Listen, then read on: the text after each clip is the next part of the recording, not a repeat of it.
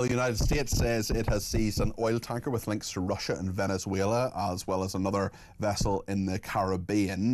The White House has suggested US military action in Greenland is always an option. Let's get into all of this with Rear Admiral Dr. Chris Parry, former NATO and Royal Navy commander. Chris, what on earth is going on? Yes, this is basically the United States saying, look, our national security strategy says this, and we're now implementing it. So what's been going on with these tankers? It's part of a worldwide network called the Ghost Fleet that Russia is running. It's all to do with sanction busting oil trades between Iran, Venezuela, China, and also Russia, of course. And what's been going on, they've been using flag of conveniences to actually cover these vessels. So, for example, one of these tankers had a Guyanan flag. When the Americans started chasing it across the oceans, they changed it to a Russian flag and Russian ownership, so implying it's a government vessel. And I think they thought that gave it immunity. Now, for example, the one that's just heading up through the Greenland, Iceland, Faroes Gap at the moment, that one essentially started off in the Middle East, in Iran. It came around to the North Atlantic. It was heading for Venezuela. It then diverted back towards Murmansk in Russia. And the Americans are saying, well, we don't care, whether it's where it is on the world's ocean. It's a rogue. We're going to take it out. And that's what they've been doing. What do you make of Russia's reaction? Russia says no state has the right to use force against vessels properly registered in other countries' jurisdictions. They say that it was only temporarily flagged to Russia. Can we take them seriously at all on this? No, of course not. I mean, whenever the Russians say anything, you have to look what's behind it. They've been trying to protect these vessels for quite a long time now. They've been rumbled, basically, in relation to these sanctions, and they don't like it. The Americans, as we know, are much more robust in terms of putting their money where their mouth is, and they've said, I'm sorry, we're not putting it up with anymore. And indeed, they've involved us with our surveillance capabilities in intercepting one of these tankers. I wrote in 2014 in a book I wrote called Superhighway that this sort of thing was likely to happen in future, whereby countries would assert their rights in relation to criminal activity and also enforcing sanctions. These are unprecedented times, Chris, and not just because it's the first time I've seen you wearing a hoodie. Greenland is a big issue geopolitically. What do you think is going to happen? Okay, there's no way that the United States is going to invade or even take over Greenland. I have to say, Peter, and you probably know this already, it's been on the agenda of quite a lot of American presidents for about 100 years. It started with Teddy Roosevelt. Truman, before NATO was formed in 1948, said, look, we kind of like Greenland, to tell you the truth. So it's not a Trump idea. It's been going for some time. The fact of life is that the Americans, as I said, are trying to remove any Chinese influence from the Western Hemisphere. They've already said, this is our hemisphere. We don't want Chinese all over Venezuela. We don't want the Chinese into Greenland.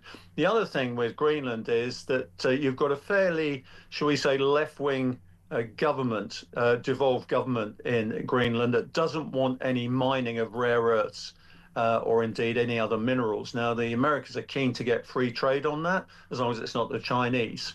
The third point is that Greenland is in the fly-through space for all ballistic and hypersonic missiles that can come off the top of Russia. So where most of Russia's strategic assets are that can be fired at North America, they can be fired across the pole and across Greenland.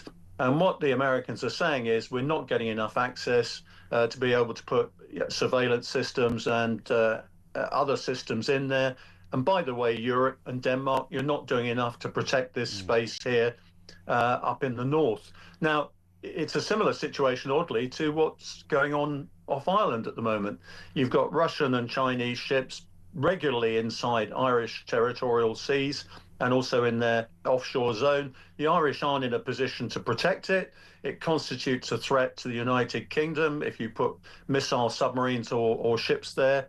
The same thing happening in Greenland. We're being asked to defend it better. And some of the Irish equipment, as you will know far better than I do, over 50 years old. I want to talk a little bit about the coalition of the willing when it comes to Ukraine. Nigel Farage talked to Times Radio a little bit earlier about whether he would agree that British troops should be on the ground in Ukraine. This is what he said to our colleagues at Times Radio.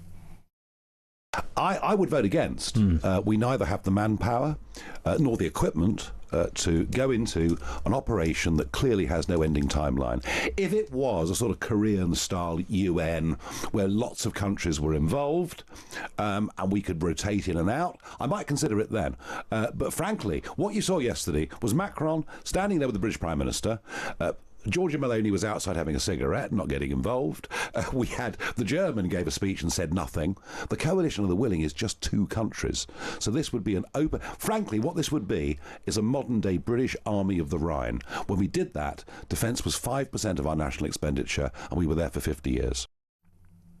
Should say, just for full transparency, Chris Parry is Reform UK's mayoral candidate for Hampshire and the Solent. Let's just keep us all on the right side of Ofcom with that and electoral law.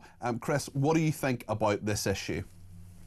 Yeah, well, obviously I've spoken to Mr Farage about this, and of course I largely agree with his views, but not because he's my party leader, but because that's what I think anyway.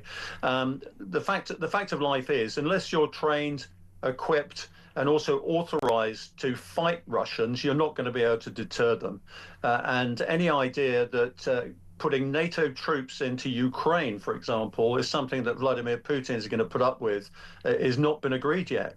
Now, where Mr Farage is right is you need a UN resolution. And of course, Russia is part of the permanent members of the UN Security Council. They'd have to abstain or either approve it. So there's a bit of a problem straight away. I have serious worries about what the end state and the outcomes are going to be. One of my biggest criticisms of Afghanistan, Peter, was the fact that ends, ways and means just didn't exist. You had no political outcomes established, you weren't given enough resources, and also the military capability to actually achieve what we thought we were achieving wasn't available. And so nothing in strategic terms could be achieved. I suspect we've got the same problem in Ukraine. And I've jokingly said to my army colleagues, this is going to look a lot like camping for fun.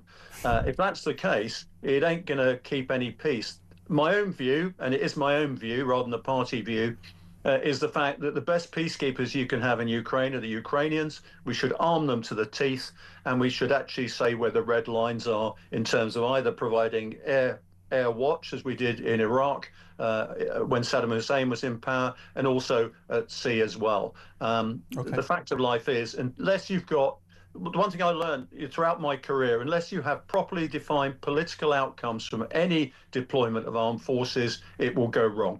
Chris, great to talk to you as always. Rear Admiral Chris Parry, former NATO and Royal Navy commander. Just for full transparency, he is Reform UK's mayoral candidate for Hampshire and the Solent. I asked him about what Nigel Farage had said there a little bit earlier on. Loads